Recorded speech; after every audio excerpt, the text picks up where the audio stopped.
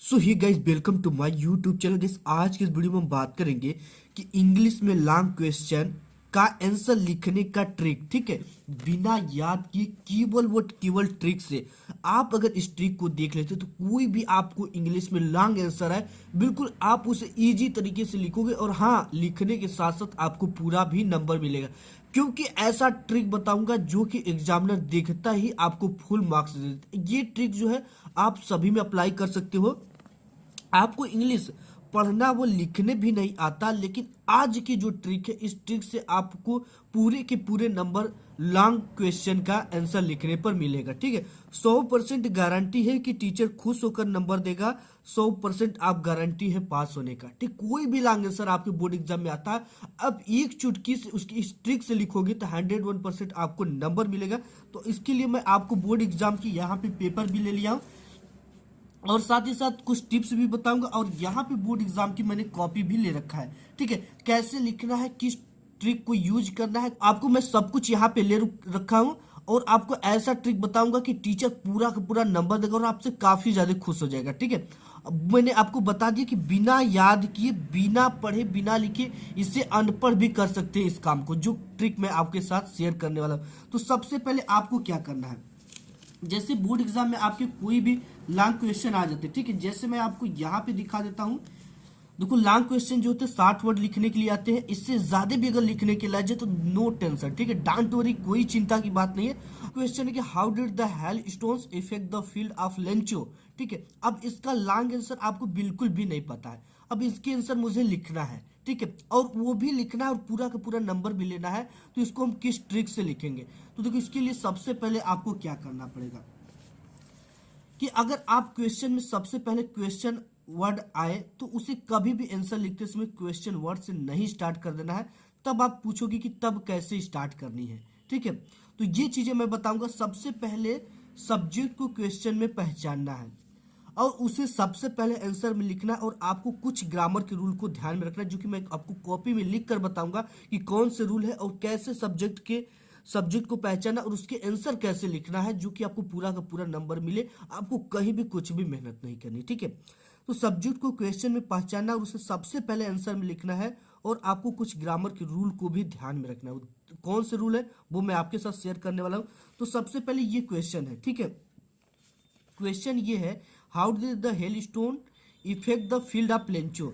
ये हमने पढ़ लिया। ठीक है, अब इस क्वेश्चन में हमें क्या पहचानना है, सबसे पहले आंसर लिखना और आपको कुछ ग्रामर के रूल को ध्यान में रखना है। तो सबसे पहले क्या लिखना है, सब्जेक्ट को लिखना है। ठीक है, तो इसमें देखो सब्जेक्ट क्या है, how did the hail stones effect the field of Lencho. अब इसमें सब्जेक्ट कौन है मुझे नहीं पता है। ठीक है, तो आपको सब्जेक्ट जब भी पता करना हो तो कौन या किसने से प्रश्न करने पर जिस शब्द से उत्तर मिल जाए वही उस वाक्य का सब्जेक्ट होता है। ठीक है, इसमें देखो क्या है, how did the hail stones effect the field of Lencho, मतलब कि जो ओले हैं, हेल स्टोमिस, ओले ने लेंचो के खेत को किस प्रकार प्रभावित किया। तो किसने प्रभावित किया, ओले ने। ठीक है, हेल स्टोन ने। कौन प्रभावित किया, ओले ने। किसने प्रभावित किया, ओले ने। तो जो हेल स्टोन है ये आपको क्या मिल गया, सब्जेक्ट मिल गया। अब देखो इसमें ग्रामर के रूल क्या लगाने। सबसे पहले मैं आपको अपनी कॉपी में ले जाता हूं यहाँ पे। तो आपको अपने बोर्ड एग्जाम की कॉपी में सेम इसी तरह से लिखना है। ठीक है, ऊपर से एक लाइन छोड़कर लिखना है आंसर टू क्वेश्चन नंबर, जितना भी 1 2 3 4 जो भी है, आप इसको नंबर डाल देना क्वेश्चन का। इसके बाद आपको इस तरह से पाई खींच लेनी है। इसके बाद यहाँ पे आंसर लिखना है। आंसर लिखने के बाद देखो अब आपको क्या करना है, बिल्कुल सिंपल ट्रिक है। जैसे यहाँ पे आपको सबसे पहले क्या खोजना था, सब्जेक्ट। ठीक है, सब्जेक्ट कैसे मिलता है, कौन या किसने से प्रश्न हमने पूछा कि किसने लेंचो के खेत को प्रभावित किया था। तो यहाँ पे मुझे मिला ओले ने प्रभावित किया था। तो यहाँ पे है, तो ओले का क्या है, द हेल स्टोन। ठीक है, तो यहाँ पे सबसे पहले मुझे सब्जेक्ट क्या मिल गया, द हेल स्टोन। तो यहाँ पे लिखना है द हेल स्टोन। अब देखो यहाँ पे कौन या किसने से प्रश्न करने पर जो उत्तर मिल जाए वही वाक्य का सब्जेक्ट होता है। और अब आपको देखो क्या करना, ग्रामर की रूल इसमें क्या फॉलो करना है। जैसे यहाँ पे ये जिस क्वेश्चन, जिस आंसर, जिस मतलब टेंस में हो उसी टेंस में आंसर लिखा जाता है। ठीक है, जैसे ये है, तो ये जो टेंस है ये क्या है, पास्ट इंडिफिनिट, और जब भी इसका आंसर लिखेंगे हम पास्ट इंडिफिनिट में ही लिखेंगे, ठीक है। यही एग्जामिनर देखता है, और सबसे मेन चीज है, ग्रामर का हृदय इसी को कहा जाता है, ठीक है। तो जब भी आप आंसर लिखो तो उसे पास्ट इंडिफिनिट में लिखो। जैसे मैं आपको बता दूं, जैसे यहाँ पे how did the hail stones effect the field of Lencho, ठीक है, ये पास्ट इंडिफिनिट में है। जब भी आपको वाक्य में डिड दिख जाए, जब भी आपको क्वेश्चन में डिड दिख जाए, ये डिड, तब आपको आंसर कैसे लिखना है, ठीक है। अक्सर जो क्वेश्चन होते हैं उसमें डिड दिखता है, और जैसे ही आपको डिड दिखे, जैसे यहाँ पे डिड दिखा तो हमें लिखना द हेल स्टोन इफेक्ट, ठीक है। तो जैसे ही डिड दिखता है तो इसमें क्या होता है, जो उसकी क्रिया होती है, ठीक है, उस क्रिया का सेकेंड फॉर्म लिखा जाता है। और सेकेंड फॉर्म बनाने का सबसे आसान तरीका है कि आपको वर्ब में, यानी जो क्रिया होती है उसकी, ठीक है, ये वर्ब में जो क्रिया होती है उसमें क्या लगा देना, ई डी या डी लगाना है, ठीक है। अब जो अधिकतर होता है ईडी लगाने से क्रिया का सेकेंड फॉर्म बन जाता है, और जिसके अंत में ई होता है केवल डी लगाने से वो क्रिया का सेकेंड फॉर्म बन जाता है। अब यहाँ पे देखना आपको है द हेल स्टोन, इसके बाद क्या होता है, इफेक्ट, ठीक है, यही क्रिया होता है। तो द हेल स्टोन इफेक्ट, तो यहाँ पे हमें क्या लगा देना है, इसमें ई डी जोड़ देना है, ठीक है, इफेक्टेड, ये इफेक्टेड, ये वाक्य करेक्ट हो गया, ठीक है। The hell stone affected the field. अब देखो इसमें क्या रूल फॉलो करना है। अब आपको आंसर में आपको बीच में that, this, it's, it, because, who, so that का यूज करना, जो जहां पे जैसा सेंटेंस बैठे, ठीक है। यहाँ पे ओले ने ये लेंचो के खेत को किस प्रकार प्रभावित किया, तो आपको लिखना है the hell stone affected the field. यहाँ पे क्या लिखना है, दैट लिख देना है, ठीक है। क्या सिंपल सा लिखना है, दैट प्रभावित किया कि, दैट, यहां तक तो हमने लिख लिया। अब इसके बाद हमारी हवा गुम हो गई, मुझे कोई भी प्रश्न बिल्कुल याद नहीं है कि इसका आंसर मुझे क्या, कैसे, कितना लिखना है, ठीक है। तो आपको एक चीज मैं बता दूं कि ये जो पेपर है आपका, इसी में आपको आंसर मिल जाएगा। तो सबसे पहले आप इसमें देखोगे कि आपके पेपर में पैसेज मिल जाता है एक ठो, ठीक है, 2 से 3 पैसेज आपको देखने को मिलते हैं पेपर में आपके ही।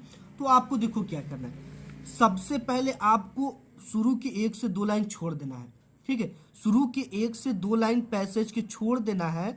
छोड़ने के बाद आपको जहां भी फुल स्टॉप दिखे, जैसे यहाँ पे फुल स्टॉप दिख रहा है, ठीक है, फुल स्टॉप से ही क्वेश्चन को स्टार्ट करना है, इसमें लिखना है। जैसे यहाँ पे फुल स्टॉप है तो यहाँ पे आल है, ठीक है, आल से आप उठाओ और किसी फुल स्टॉप तक जाओ। जैसे यहाँ पे आल से हमने लिखना स्टार्ट किया, और यहाँ पे हमें एक फुल स्टॉप मिलता है, कामा भी मिलता है, तभी यहाँ से आप लिख सकते हो, ठीक है। तो आपको यहाँ पे फुल स्टॉप मिला डिड से, तो आल से डिड्स तक आपको उठाना है, ठीक है, आल से डिड्स तक उठाना, और इसमें पूरे के पूरे भर देना। जैसे आल है, ठीक है, आल के बाद जो चीजें इसमें दिया, all the great man of the world, तो आपको इसमें लिखना all the great man of the world. इस तरह से पूरे का पूरा आपको यहाँ पे पैसेज क्या कर देना है, बिल्कुल इसको छाप देना है, ठीक है। इसको छापना कहाँ तक है, कामा तक या तो फुल स्टॉप तक, जहां भी आपको फुल स्टॉप दिखे वहां तक ही से लिखना। अगर आपको 60 वर्ड लिखना है ना, ठीक है, आल से आप उठाओ और यहाँ पे सक्सेस क्या क्या है, फुल स्टॉप है, यहां तक आपको क्या करना है, इस लॉन्ग क्वेश्चन में इस पैसेज को उठा कर रखना। देखो जो टीचर होता है एग्जामिनर ना, वो काफी बोर्ड एग्जाम में फास्ट होता है, और वो क्या करता है कि ग्रामर के कुछ रूल्स को ही देखकर काफी चेक करता है, क्योंकि उसके पास इतना समय नहीं होता कि आपके पूरे क्वेश्चन को पढ़े। तो वो कुछ ग्रामर के रूल को देखता है, और देखने के बाद आपको पूरे के पूरे नंबर दे देता है। तो आपको यहाँ पे जो डैश डैश लाइन है, ठीक है, इसमें आपको क्या करना है, इसमें आपको इसी पैसेज के उत्तर को भर देना है, ठीक है। यहाँ से आल द ग्रेट, ठीक है, इसी को उठाकर men of the world led very diligent life they did not waste even a minute, इसको आपको क्या करना है, पूरा का पूरा भर देना। अब इसके बाद जो नेक्स्ट क्वेश्चन इसी में आ जाते हैं, जैसे मैं आपको और भी क्वेश्चन दिखा देता हूँ। जैसे यहाँ पे आ गया व्हाई डिड अनी प्रैंक मेंटेन ए डायरी, ठीक है, यानी कि अनी प्रैंक थी जो डायरी को क्यों रखा करती थी। तो देखो यहाँ पे डिड इसमें भी आया है, इसके अब क्वेश्चन के आंसर कैसे लिखोगे आप, इसके लिए भी मैं कॉपी पे आया, और सबसे पहले हमको क्या देखना है कि ये किस टेंस में है। ये है पास्ट इंडिफिनिट, यानी डिड लगा है तो पास्ट इंडिफिनिट है, ठीक है। और ये अब इसके बाद सब्जेक्ट क्या है, कौन मेंटेन डायरी रखा करता था, तो अन्नी प्रैंक, ठीक है, किसने, कौन, अन्नी प्रैंक, किसने, अन्नी प्रैंक, कौन या किसने से आपको सब्जेक्ट ये मिल गया, अन्नी प्रैंक।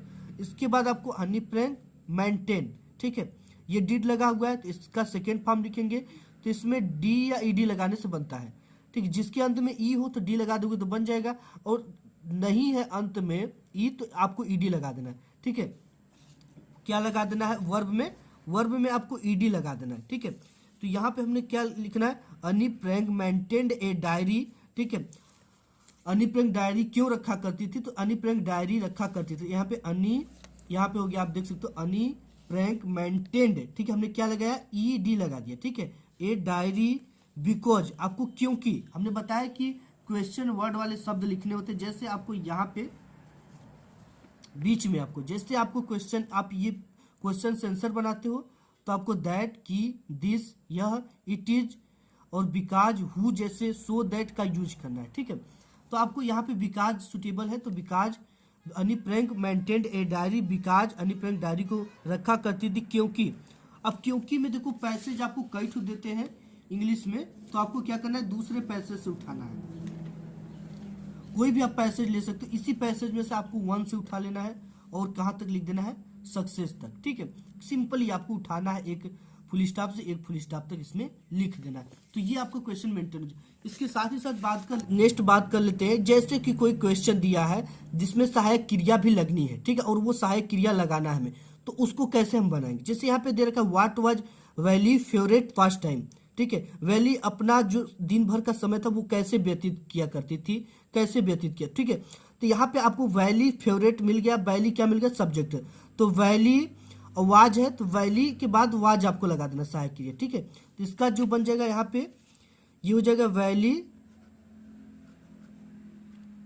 वैलीज। अब वाज लगा है ना, तो इसमें वाज आप लगा दो, जिस टेंस में होता उसी टेंस में आंसर लिखना। वाज द फेवरेट, वाज, फिर इसके बाद फेवरेट पास्ट टाइम, ठीक है। आपको इसको भी लिख लेना है, फेवरेट पास्ट टाइम, अधिकतर समय वो कैसे व्यतीत करती थी, क्या करती थी अपने अधिकतर समय को व्यतीत करने के लिए, valley was favourite past time करती थी क्योंकि, ठीक है। कैसे करती थी, तो यहाँ पे आपको सो दैट, ताकि, तो अपना अधिकतर समय वैली कैसे व्यतीत करती थी इसके बारे में आपको लिखना है। तो यहाँ पे आपका सहायक क्रिया आप कुछ भी लगा सकते हो, ठीक है।